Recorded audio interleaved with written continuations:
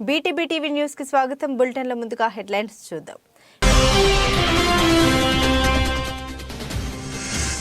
బందీలను చంపిన ఇజ్రాయెల్ సైన్యం పొరపాటు జరిగిందని ప్రకటన.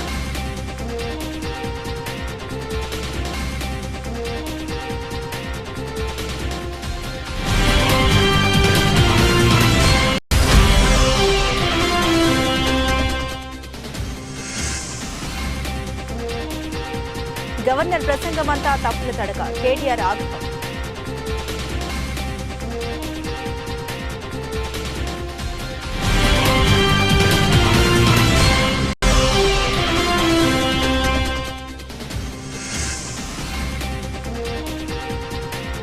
యువగల ముగింపు కార్యక్రమానికి రాలిన పవన్ కళ్యాణ్.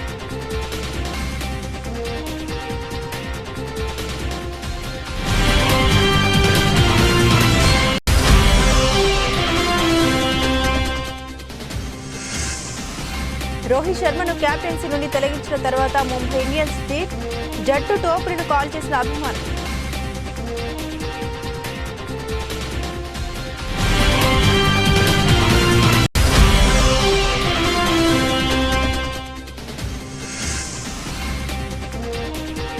సలార్ ఫస్ట్ టికెట్ కొన్న రాజమౌళి, మూవీ ప్రమోషన్ స్టార్ట్ చేసిన చిత్ర యూనిట్.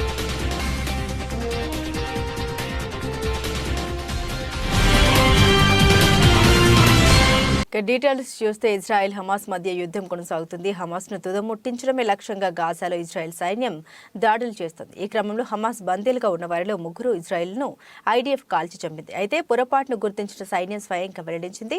షేజైలో జరుగుతున్న దాడిలో పొరపాటున 3 బందీలపై కాల్పులు జరిపాం. దీంతో వారు మృతి చెందారు. ఈ ఘటనపై విచారం వ్యక్తం చేస్తున్నాం. జరిగిన తప్పిదం నుండి పాఠాలు నేర్చుకుంటామని ప్రకటన విడుదల చేసింది. మృతుల్లో ఒకరు ఇజ్రాయెల్లోని కెఫార్ అజా ప్రాంతానికి చెందిన యోటం హైమ్ కాగా మరొకరు నీర్ అం ప్రాంతానికి చెందిన వారిగా సైన్యం గుర్తించింది. కుటుంబ సభ్యుల విజ్ఞప్తి మేరకు 3వ వ్యక్తి పేరును వెల్లడించడం లేదని తెలిపింది. అక్టోబర్ 7న ఇజ్రాయెల్పై హమాస్ దాడి చేసింది. దీంతో 1200 మందికి పైగా ప్రజలు మరణించారు. మరో 240 మందిని బందీలుగా చేసుకుంది. అయితే ఇజ్రాయెల్ చేస్తున్న ప్రతి దాడుల్లో ఇప్పటి వరకు 18,700 మందికి పైగా మరణించినట్లు హమాస్ ఆరోగ్య శాఖ వెల్లడించింది. కాగా హమాస్ చెరలో బందీలుగా ఉన్న వారందరినీ విడిపిస్తామని ఇజ్రాయెల్ ప్రధాని నెతన్యాహు ప్రకటించిన విషయం తెలిసింది. అయితే బందీలుగా ఉన్న సొంత పౌరుల్ని ఐడీఎఫ్ చంపడం గమనార్హం. నిన్న ఉభయ సభల్ని ఉద్దేశించి చేసిన గవర్నర్ ప్రసంగం అంతా తప్పుల తడకగా ఉందని బీఆర్ఎస్ ఎమ్మెల్యే కేటీఆర్ తీవ్ర ఆగ్రహం వ్యక్తం చేశారు. శాసనసభలో గవర్నర్ ప్రసంగానికి ధన్యవాదాలు తెలిపే తీర్మానంపై చర్చ సందర్భంగా కేటీఆర్ మాట్లాడారు. గవర్నర్ ప్రసంగం పూర్తిగా అసత్యాలు, అభూత కల్పనలు, తప్పుల తడకగా సాగింది. ఇలాంటి ప్రసంగాన్ని వినడానికి ఒక సభ్యుడిగా సిగ్గుపడుతున్నాను. ఇంత దారుణమైన ప్రసంగం రాష్ట్ర శాసనసభ చరిత్రలో విని ఉండం. 1000 ఎలుకలు పిల్లి తీర్థయాత్రలకు బయలుదేరినట్లు చేయాల్సిన ఘాతుకాలన్నీ చేసి చాలా అద్భుతమైన ఉపన్యాసం చేసి గత ప్రభుత్వంపై నెపాన్ని నెట్టే ప్రయత్నం చేసింది ఈ కాంగ్రెస్ ప్రభుత్వం. దీన్ని తప్పుబడుతున్న గవర్నర్ దారుణమైన ప్రసంగం చూసిన తర్వాత కాంగ్రెస్ పరిపాలనలో రాష్ట్ర భవిష్యత్ 5 ఏళ్లు ఎలా ఉండబోతుందో మాకు రాష్ట్ర ప్రజలకు అర్థమైంది. వాస్తవాలు ప్రజల ముందు పెట్టాల్సిన బాధ్యత మాపై ఉంది అని కేటీఆర్ స్పష్టం చేశారు. కల్పనలు, తప్పుల తడక అని చెప్పడానికి నేను బాధపడతా ఉన్నా. ఇట్లాంటి గవర్నర్ ప్రసంగం వినడానికి ఒక సభ్యుడిగా సిగ్గుపడతా ఉన్నా అధ్యక్ష. ఎందుకంటే ఇంత దారుణమైన అపసవ్యపు ప్రసంగం ఇదివరకు రాష్ట్ర శాసనసభ చరిత్రలో రెండు కూడా విని ఉండవు అధ్యక్ష. ఒక్క మాటలో చెప్పాలంటే అధ్యక్ష, 1000 ఎలుకలు తిన్న పిల్లి కదా తీర్థయాత్రలకు బయలుదేరినట్టు చేయాల్సిన దారుణం అంతా చేసి ఘాతకాలని చేసి చాలా అద్భుతమైన ఉపన్యాసం కేవలం 10 సంవత్సరాలు ప్రభుత్వం నడిపిన వాళ్ళ మీద నెపాన్ని నెట్టే ప్రయత్నం ఏదైతే కాంగ్రెస్ ప్రభుత్వం చేసిందో అధ్యక్ష, దీన్ని నేను పూర్తి స్థాయిలో తూర్పారబడుతున్నాను, తప్పుపడతా ఉన్నాను అధ్యక్ష. అధ్యక్ష, ఈ దారుణమైన గవర్నర్ గారి ప్రసంగం చూసిన తర్వాత కాంగ్రెస్ పరిపాలనలో రాష్ట్ర భవిష్యత్తు రాబోయే 5 ఏళ్ళు ఎట్లా ఉండబోతుందో చాలా స్పష్టంగా నిన్న పూర్తి స్థాయిలో మాకు అర్థమైంది అధ్యక్ష, రాష్ట్ర ప్రజలకు కూడా అర్థమైందని నేను అనుకుంటా ఉన్నా అధ్యక్ష. అయినప్పటికీ వాస్తవాలు ప్రధాన ప్రతిపక్షంగా వాస్తవాలు ప్రజల ముందు పెట్టాల్సిన బాధ్యత మా ముందు ఉంది అధ్యక్ష. కాబట్టి తప్పకుండా అవన్నీ కూడా చెప్తాను అధ్యక్ష. అధ్యక్ష, మా జగిత్యాలకు సంబంధించిన కవి గారు అలిశెట్టి ప్రభాకర్ గారు ఒక మాట అన్నారు అధ్యక్ష. ఒక నక్క, ఇది ఆయన కవితను కోట్ చేస్తున్నాను అధ్యక్ష, ఒక నక్క ప్రమాణ స్వీకారం చేసిందట ఇంకెవరిని మోసగించనండి. ఒక పులి పశ్చాత్తాపం ప్రకటించిందట తోటి జంతువుల్ని సంహరించినందుకు. అట్లా ఉంది అధ్యక్ష. ఒక మాటలో చెప్పాలంటే ఈ గవర్నర్ గారి ప్రసంగం అదే రకంగా అనిపించింది తప్ప అందులో అసత్యాలు సత్యదూరమైన మాటలు తప్ప వాస్తవాలు మాత్రం ఒక్కటి కూడా లేదు అధ్యక్ష. అధ్యక్ష, నిన్న చాలాసార్లు ప్రస్తావన చేసినారు గత ప్రభుత్వం అంటూ. అక్కడున్నా, అక్కడ ఉన్నా, ఇక్కడ ఉన్నా, ఎక్కడ ఉన్నా అధ్యక్ష మేము ప్రజాపక్షమే.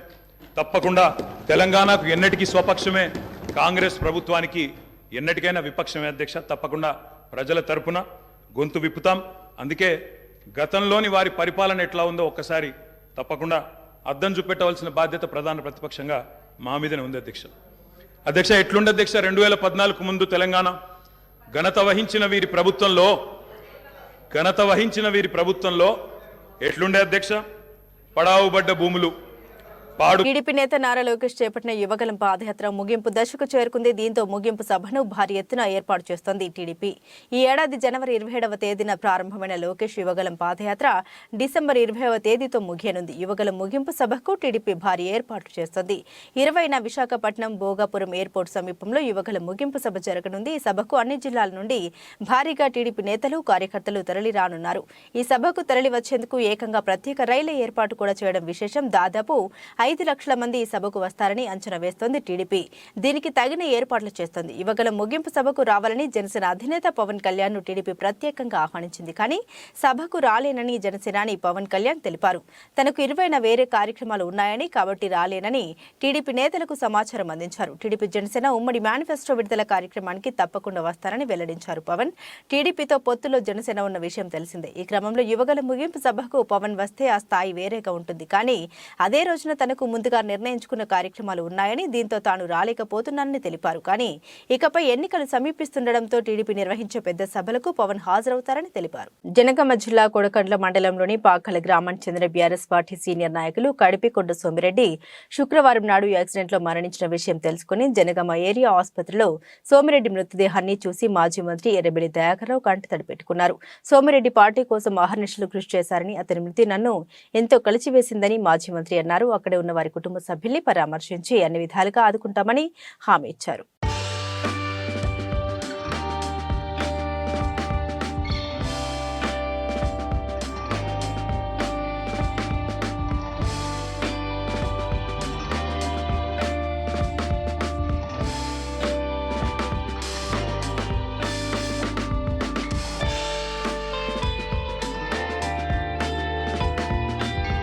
డాక్టర్ బిఆర్ అంబేద్కర్ కోనసీమ జిల్లా కొత్తపేట మండలం పలివెల గ్రామంలో గడప గడపకు కార్యక్రమంలో ప్రభుత్వ ఎమ్మెల్యే చీర్ల జగ్గిరెడ్డి మాట్లాడారు. తెలుగుదేశం నాయకుల మాటలకు కాలం చెల్లిందని, మేం ప్రతి ఇంటికి వెళ్లి చేపట్టిన పథకాల గురించి ఇవ్వడం జరుగుతుందని, అదేవిధంగా మీరు గడిచిన 14 సంవత్సరాలుగా చంద్రబాబు హయాంలో మీరు ఏ పథకాలు చేపట్టారని, ఒక కాగితం రూపంలో మీరు చేసిన అభివృద్ధి పనులు ఇవి అని చెప్పగలరా, ప్రజలకు చూపించగలరా అని ప్రశ్నించారు.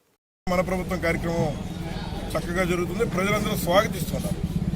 కారణం, ఎవరైతే తమ ద్వారా ఎన్నికైనటువంటి ప్రజాప్రతినిధులు మళ్ళీ ఓటు వేసిన తర్వాత ఎక్కడికి వెళ్ళారో తెలియదు అనేటువంటి విధంగా కాకుండా వారింటికే వచ్చి ఈ 4.5 సంవత్సరాల్లో చేయూత, రైతు భరోసా, వాహన మిత్ర, కాపు నేస్తం, ఇలా అనేక సంక్షేమ కార్యక్రమాలు వారు అందుకున్నారు లేదో కూడా చూడడం ప్రజలందరూ కూడా స్వాగతిస్తున్నారు. తప్పనిసరిగా మేము తీసుకున్నాం. అంచేతే రేపు ఆ యొక్క రుణాన్ని మళ్ళీ జగన్మోహన్ గారికి ఓటేసి తీర్చుకుంటామని కూడా ఇవాళ ప్రజలందరూ కూడా చెప్తున్నారు. అలాగే మరి తెలుగుదేశం పార్టీ నాయకులు కూడా వారి యొక్క మాటలకు కాలం చెల్లింది. ఎందుకు ఈ మాట తెలియజేస్తున్నానంటే, మేము ఇవాళ ప్రతి ఇంటికి వచ్చి ఒక షీట్ ఇచ్చి వెళ్తున్నాం.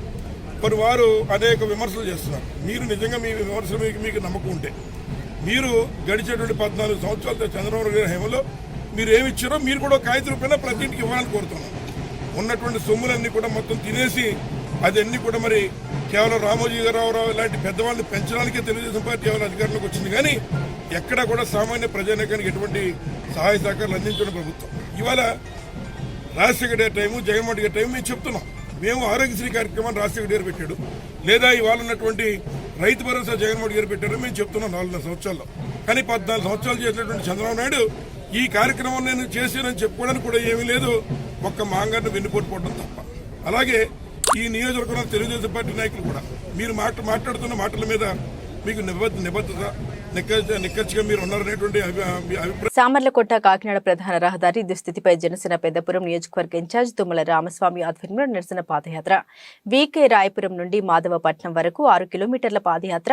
భారీగా ఎత్తున పాల్గొన్న జన సైనికులు, వీర మహిళలు. ప్రధాన రహదారిపై గోతులు పోల్చుదాం, ప్రాణాలు కాపాడుకుందాం అనే నినాదంతో నిరసన తెలియజేస్తూ నిద్రపోతున్న ప్రభుత్వాన్ని నిద్ర లేపేందుకే పాదయాత్ర నిర్వహిస్తున్నామని పెద్దపురం జనసేన ఇన్ఛార్జ్ తుమ్మల రామస్వామి అన్నారు. అలాగే ఈ రోడ్డులో ఎన్నో ప్రమాదాలు జరిగి ప్రజలు ప్రాణాలు పోతున్నా ప్రభుత్వానికి పట్టడం లేదు.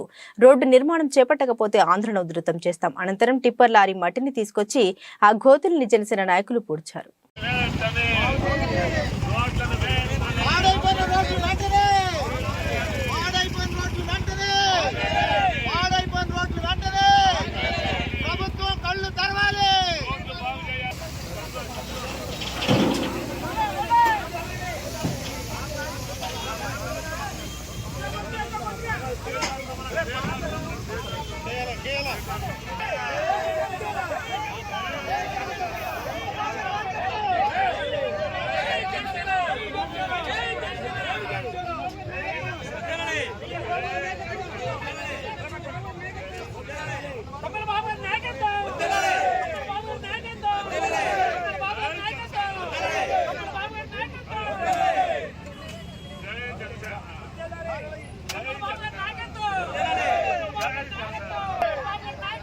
సంగారెడ్డి జిల్లా వ్యాప్తంగా వివిధ పోలీస్ స్టేషన్ల పరిధిలో ఉన్న రౌడీ షీటర్లకు ఈ రోజు తేదీ 15/12/2023 రోజు జిల్లా పోలీస్ కళ్యాణ మండపం నందు కౌన్సిలింగ్ నిర్వహించడం జరిగింది. ఈ సందర్భంగా ఎస్పీ గారు మాట్లాడుతూ పుట్టుకతో ఎవరు కూడా నేరస్తులు కారని, వారు పెరిగిన పరిసరాలు, పరిస్థితుల ప్రభావాల వల్ల సస్పెక్ట్, కేడీలు, రౌడీ షీటర్లుగా మారి ఉండవచ్చు. కానీ మీ ప్రవర్తన మంచిగా ఉన్నట్లయితే తిరిగి మామూలు వ్యక్తులుగా మారే అవకాశం మీ చేతుల్లోనే ఉందని పేర్కొన్నారు.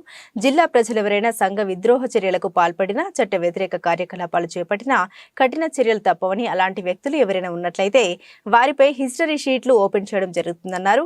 ఈ కార్యక్రమంలో అదనపు SP doctor P Ashok, Ramesh Kumar, DSP Sangareddy, Raghu, DSP Zaheerabad, Venkatareddy, DSP Narayankhed, Shivalingam, Raikode SI Venkatareddy, inspector SB, జిల్లా ఎస్ఐలు, సిఐలు తదితరులు పాల్గొన్నారు. నువ్వు దొంగ అయినా నువ్వు ఏం చేయకుండా కూడా నువ్వు రౌడీ షీట్ ఉన్నది కాబట్టి నువ్వు తప్పు చేసినావని అంటావు. సో నెక్స్ట్ మళ్ళీ పీరియాడికల్ రివ్యూస్ అనేది పెట్టుకుంటూ ఉంటాము. ఎవరైతే లేరో వాళ్ళకి ఖచ్చితంగా మీ కేసెస్, ఎవరైతే ఇన్వాల్వ్మెంట్ లేదో వాళ్ళకి ఖచ్చితంగా రౌడీ షీట్లు క్లోజ్ చేస్తాము. సో ఎవరైతే ఉన్నారో వాళ్ళ మీద నిఘా ఇంకా ఎక్కువ ఉంటుంది. అండ్ ప్రాపర్ పోలీస్ కౌన్సిలింగ్ కూడా ఇవ్వడం జరుగుతుంది. సో ఇన్ రోజు ఫ్రెండ్లీ పోలీసింగ్ అని ఉంది. Friendly policing only for victims, only for the complaints. అంతేగాని ఈ సమాజంలో ఈ ఇబ్బంది పెట్టే వాళ్ళకి ఫ్రెండ్లీ పోలీసింగ్ అనేది ఏమి ఉండదు. వాళ్ళ మీద చాలా स्ट्रिक्ट एक्शन తీసుకోవడం జరుగుతుంది. Thank you so much. 9 बजे या 10 बजे तक पूरा काम करके आपका घर आकर रहेगा तो कुछ ऐसा क्राइम नहीं होता है. और मैं फिर से एक बार बोल रहा हूँ, कुछ प्रॉब्लम है तो आप SHO के पास जाना, नहीं तो ASP के पास जाना, DSP के पास जाना, नहीं तो हम मेरा पास आना. हम ज़रूर आपको मदद करेंगे वो इशू सॉर्ट आउट करने के लिए. बट आप खुद एक कानून का, लॉ का हाथ पे लेके सेटलमेंट करना, ये बंद करना. So it is strict warning to everyone who wants to indulge in any kind of illegal activities, any kind of threatening or extortion in the district. So I am giving a strict warning to everyone. దయచేసి ఎవరు కూడా involve కావద్దు. ఇప్పటివరకు జరిగిందంతా మర్చిపోండి. ఏదైతే చేసామో ఇప్పటి నుండి మంచి జీవితంలో ఉండండి. ఇప్పటికీ కూడా చాలామంది వచ్చి అడుగుతున్నారు, అగైన్ ఎస్ఐ చెప్తున్నారు ఇంకా యాక్టివ్ ఉండని. ప్రజాసేవ చేసేందుకు పదవులు అవసరం లేదని, సేవ చేయాలన్న మంచి మనసుంటే చాలని కాంగ్రెస్ పార్టీ ప్రచార కమిటీ చైర్మన్ మాజీ ఎంపీ మధు యాష్కి గౌడ్ పేర్కొన్నారు. కాంగ్రెస్ పార్టీ ప్రచార కమిటీ చైర్మన్ మాజీ ఎంపీ మధు యాష్కి గౌడ్ జన్మదినోత్సవం సందర్భంగా చంపాపేటలోని దివ్యాంగుల హాస్టల్లో దివ్యాంగుల సమక్షంలో తన జన్మదిన వేడుకలను జరుపుకున్నారు. ఎన్నికల సమయంలో దివ్యాంగులు ఎదుర్కొంటున్న సమస్యల్ని తెలుసుకుని తన జన్మదినోత్సవం సందర్భంగా మధు యాష్కి గౌడ్ దివ్యాంగుల సదనానికి వాటర్ ఆర్ఓను బహుకరించారు. ఈ సందర్భంగా మధు యాష్కి గౌడ్ మాట్లాడుతూ ఉన్నత విద్యను అభ్యసించి ఉద్యోగాలు రాక, ఉపాధి లేక ఎంతో మంది దివ్యాంగులు అనేక ఇబ్బందులకు గురవుతున్నారని ఆవేదన వ్యక్తపరిచారు. ఎన్నికల ప్రచార క్రమం రావడం జరిగింది. వాళ్ళు ఇంటర్నెట్ లేదు, కనీసం తాగునీటి కొరకు డ్రైనేజ్ వాటర్ కలిపి వస్తూ ఉన్నాయి. ఇంతవల్ల మెషిన్ భగీరథంటూ ఇంటింటికి నల్ల నీళ్ళు లేకపోతే ఓటు అడగమని చెప్పిన వ్యక్తులు, ఆ ప్రభుత్వం కనీసం మంచినీటి తాగునీటి సౌకర్యం లేకుండా ఉండే ఈ హాస్టల్కి. అందుకే గెలుపోవటం సంబంధం లేకుండా నేను అప్పుడు చెప్పడం జరిగింది, వీళ్ళకు ఆర్ఓ ప్లాంట్ పెట్టిస్తానని చెప్పి. ఇక్కడ ఆర్ఓ ప్లాంటు పక్కన బాలికలది ఉంది, వాళ్ళకు కూడా దివ్యాంగుల హాస్టలే. అక్కడ వాషింగ్ మిషన్ ఒకటి, ఫ్యాన్లు, ఇవన్నీ కూడా మదియాస్కి ఫౌండేషన్ ఇనిషియేటివ్ ద్వారా ఏర్పాటు చేయడం జరిగింది. ప్రజా జీవితంలో ఉన్నవాడు గెలుపోవటంలో ఓటు రాజకీయం కాకుండా ప్రజలకు జవాబుదారీగా ఉంటూ మానవీయ కోణంలో పనిచేయాలి. అందుకే కాంగ్రెస్ పార్టీ ప్రభుత్వం రేవంత్ రెడ్డి గారి నాయకత్వాన్ని ఏర్పడిన వెంటనే మొట్టమొదటి ఉద్యోగ పత్రం కూడా ఒక దివ్యాంగుని సోదరికి ఇవ్వడం జరిగింది. సోనియా గాంధీ గారు రాజీవ్ గాంధీ ఫౌండేషన్ ద్వారా దేశంలో ఉన్న వికలాంగులకి మోటరైడ్ వెహికల్స్ ఇవ్వడం జరుగుతూ ఉంది. ఇంకా కూడా కాంగ్రెస్ ప్రభుత్వం ఉన్నప్పుడు కూడా ఈ ఫౌండేషన్స్ అన్నీ కూడా మేము సోనియా గాంధీ గారిని రాజీవ్ గాంధీ ఫౌండేషన్ ఆదర్శంగా తీసుకొని మదియాస్కి ఫౌండేషన్ ద్వారా చనిపోయిన రైతు కుటుంబాలకి ఎక్కడైతే విద్యా వైద్యపరంగా సహాయాలు అందించడం జరుగుతుంది గత 20 సంవత్సరాల నుంచి, ఒక్క పైసా ప్రైవేట్ తీసుకోకుండా. అందుకే వాళ్ళు నా జన్మదినాన్ని సేవా కార్యక్రమం ఉపయోగించుకుంటూ మా కాంగ్రెస్ పార్టీ నాయకులు. పత్తిపాడులో వరుస దొంగతనాలు. పంచాయతీ కార్యాలయం ఎదుట హీరో షోరూం పక్కన వీధి కొత్తపేటలో వరుస దొంగతనాలు. రాత్రి ఓ కిరాణా షాప్ తాళాలు పగలగొట్టి కొద్దిపాటి మొత్తం పట్టుకెళ్లారు. ఆ పక్కనే అద్దెకుంటున్న మాస్టారు ఇంట్లో తాళాలు పగలగొట్టి చొరబడ్డారు. బీరువా తాళాలు పగలగొట్టి ఓ లాకర్ ఓపెన్ కాకపోవడంతో బంగారం చేజిక్కలేదు. కొద్దిపాటి డబ్బులు దొంగిలించినట్టు తెలుస్తోంది. అయితే ఇటీవల ఇదే ప్రదేశంలో టీచర్ల ఇంట్లో 15 లక్షలు నగలు, నగదు దోచేశారు. 3 ఇండ్లలో వంట గ్యాస్ సిలిండర్లు దోచుకెళ్లారు. మా కాలనీ వాసులకి రక్షణ కల్పించమని పోలీసులకి మొరపెట్టుకుంటున్నారు అక్కడి ప్రజలు.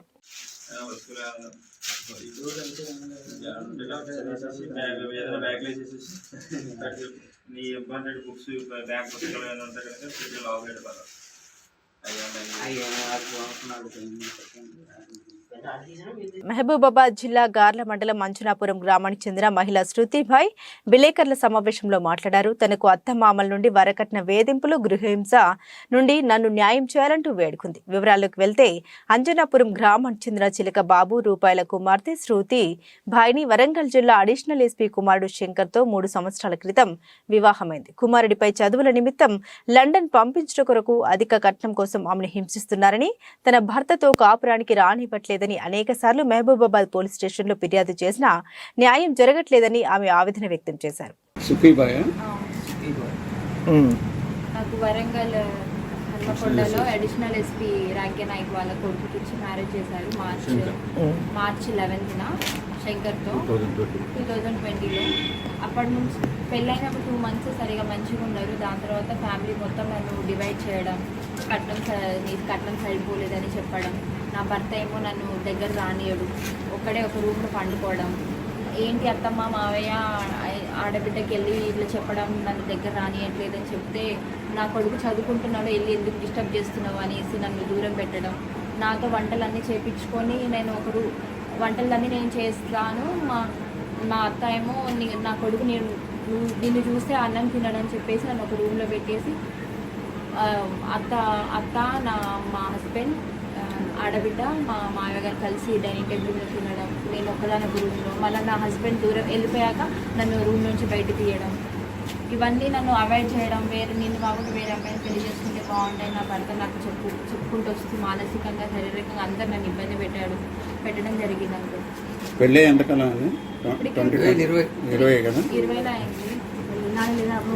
ఇంత చేసిన ఈ అమ్మాయి అంతటిగా ఆమె వెళ్ళిపోవట్లేదని చెప్పి నన్ను ఇంట్లో నుంచి సపరేట్గా ఒక రూమ్కి అక్కడే వరంగల్లోనే హన్మకొండ నుంచి పెరకవాడ 5 kilometers దూరంలో నన్ను సపరేట్ తీసుకెళ్ళి ఒకే రూమ్లో నా వస్తువులో ఇంట్లోంచి తీసుకెళ్ళేలాగా చేసి అక్కడ నన్ను ఒకదాని ఒక రూమ్లో ఉంచేసి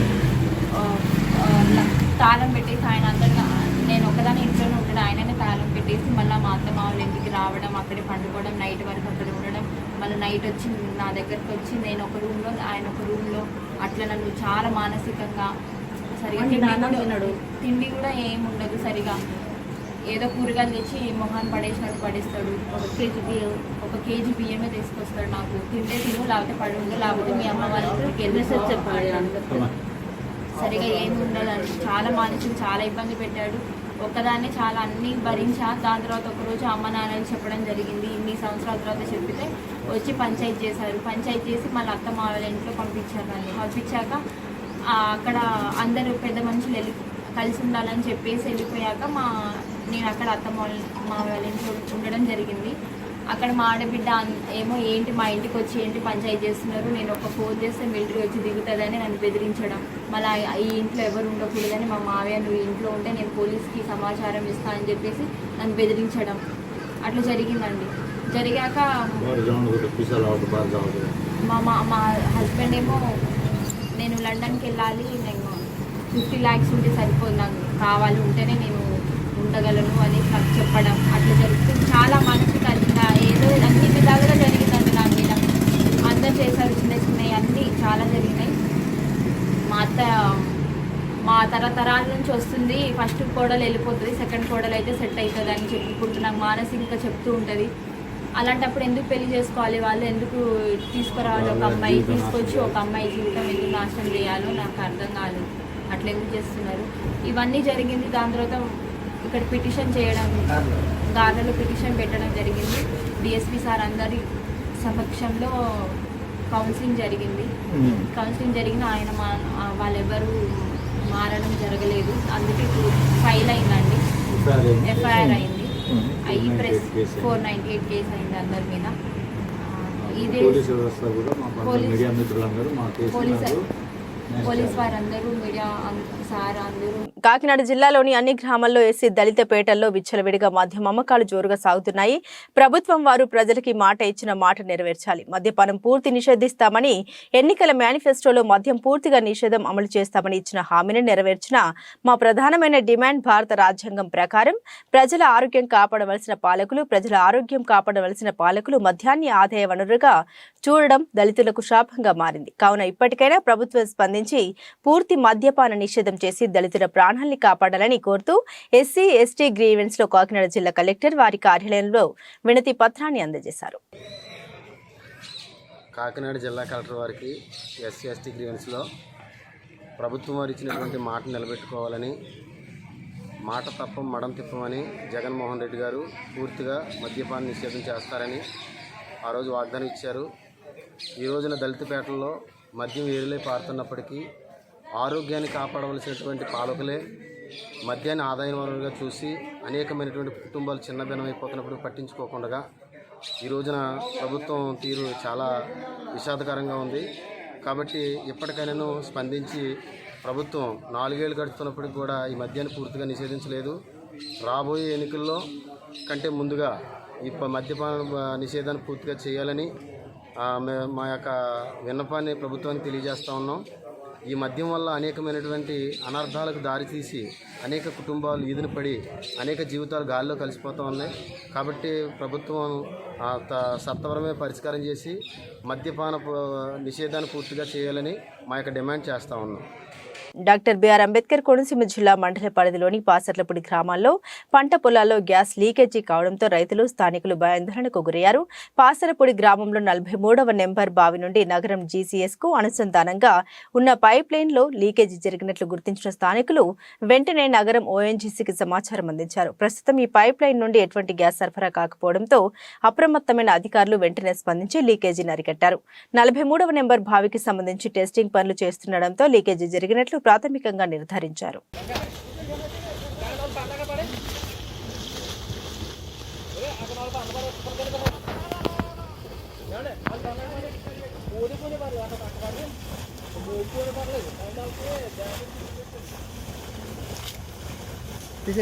సంగారెడ్డి జిల్లా నారాయణఖేడ్ నియోజకవర్గంలోని తడ్కల్ మండల కేంద్రంలో జిల్లా పరిషత్ ఉన్నత పాఠశాల మరియు మండల పరిషత్ ప్రాథమిక ఉన్నత పాఠశాలలో విద్యార్థుల తల్లిదండ్రుల సమావేశం ప్రధాన ఉపాధ్యాయులు రహీముద్దీన్ వెంకటేష్ అధ్యక్షతన నిర్వహించారు. ఈ సందర్భంగా వారు మాట్లాడుతూ ప్రభుత్వం విద్యార్థులకు అన్ని విధాలుగా నోట్ బుక్స్, యూనిఫామ్ అందించడం జరుగుతుందన్నారు.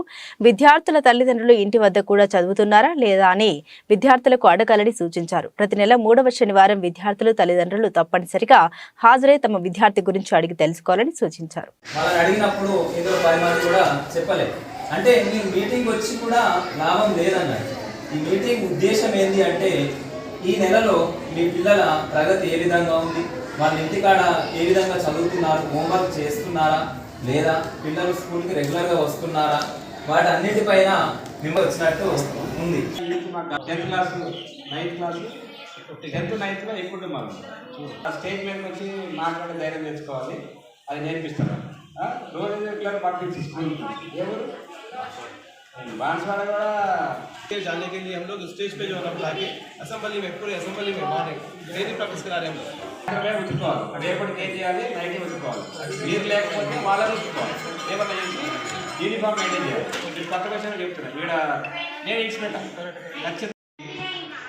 तीसरे हफ्ते को पेरेंट्स टीचर्स मीटिंग जो है ना कंडक्ट की जा रही है। इसका मेन मकसद क्या है बोले तो टीचर्स और पेरेंट्स के दरमियान में बच्चों का जो है ना स्टैंडर्ड कैसा है उसके लिए जो है ना ये मीटिंग का मेन मकसद है। और बच्चे का जो है ना स्टैंडर्ड कैसा है, बच्चे को जो है ना बेसिक्स कैसे आए, घर में आके पढ़ा नहीं पढ़ा, और साथ ही साथ रेगुलर आ रहा नहीं आ रहा, और साथ ही साथ जो है बच्चे के हेल्थ के तरफ से पेरेंट्स को मालूम होना, टीचर्स को मालूम होना और बच्चे को मालूम होना। तो ये मेन मीटिंग का मकसद है। तो ये मीटिंग जो है ना हर महीना हर हफ्ते तीसरे हफ्ते को जो है मुनक़िद की जाती है।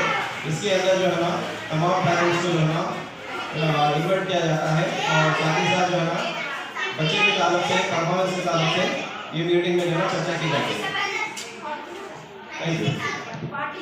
ఇండియన్ ప్రీమియర్ లీగ్ ఐపీఎల్లో అత్యంత విజయవంతమైన ఫ్రాంచైజీలో ముంబై ఇండియన్స్ ఒకటి. రోహిత్ శర్మ నాయకత్వంలో ముంబై జట్టు ఏకంగా 5 సార్లు ఐపీఎల్ విజేతగా నిలిచింది. అయితే తాజాగా ముంబై జట్టు హిట్ మ్యాన్ రోహిత్ శర్మకు షాక్ ఇచ్చింది.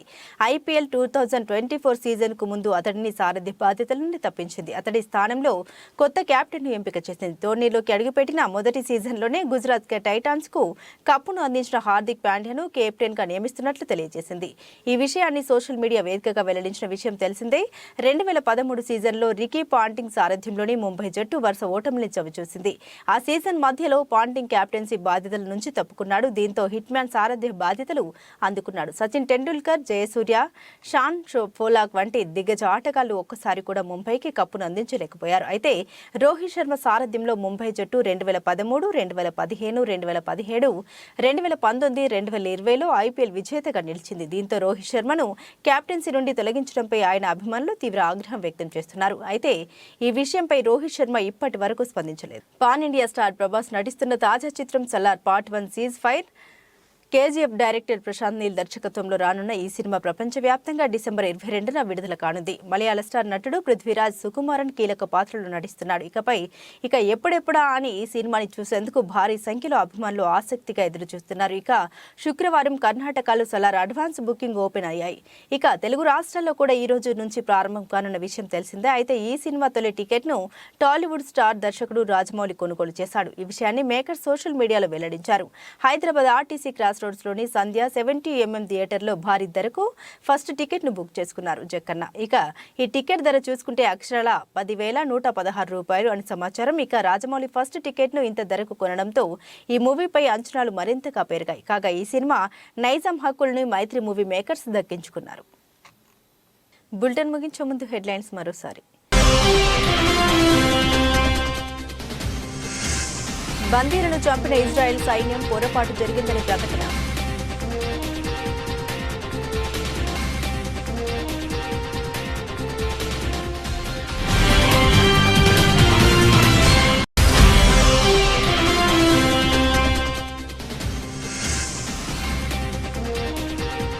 గవర్నర్ ప్రసంగమంతా తప్పుల తడక, కేటీఆర్ ఆగ్రహం.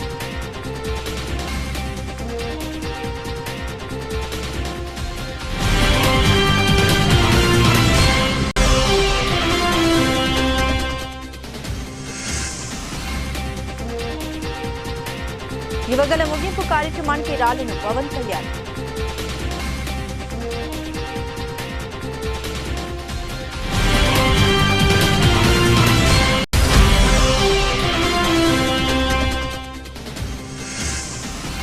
రోహిత్ శర్మను కెప్టెన్సీ నుండి తొలగించిన తర్వాత ముంబై ఇండియన్స్ జట్టు టోపరీను కాల్ చేసిన అభిమానులు.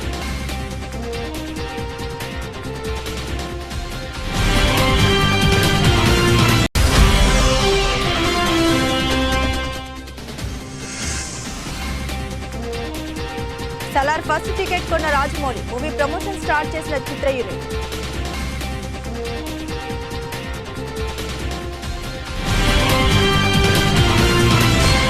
ఇవి బులెటిన్ అప్డేట్స్. మరిన్ని అప్డేట్స్ కోసం చూస్తూనే ఉండండి News 9 Today News.